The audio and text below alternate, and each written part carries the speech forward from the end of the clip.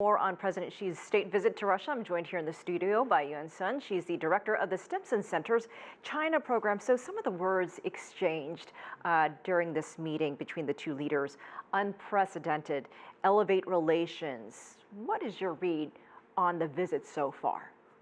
Well, the visit certainly signifies the importance of Sino-Russia relations for both countries. We know the backdrop of this visit is escalation of the U.S.-China trade war, and the U.S. sanctions on Russia has not been suspended or mitigated at all. So this has created even more opportunities for China and Russia to come closer to each other, and also the significant need for them to seek each other's strategic support in this complex environment. And as we just mentioned, this report of Huawei developing 5G in Russia, any surprise to you there?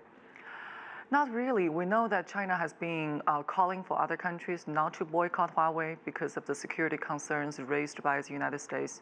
And we know that there are a certain number of European countries who are not necessarily sharing the U.S. position on this issue. So at this time, for Russia to come out and say yes to embrace the Huawei 5G network is certainly a reassurance for the rest of the world about Huawei's security and the safety of the Huawei 5G network. Trade, obviously one of the big topics discussed during this trip. President Xi attending the St. Petersburg Economic Forum. What will you look for in that visit? For observers of Sino-Russian relations, we know that the strategic coordinated partnership has been established for a few years now, and there's no doubt the strategic cooperation between the two countries have been quite unprecedented.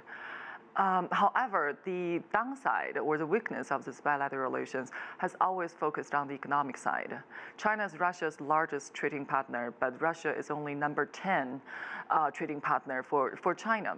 And if we look at the Chinese foreign direct investment towards Russia in the past few years, there are actually signs of mitigation or the decrease rather than increase.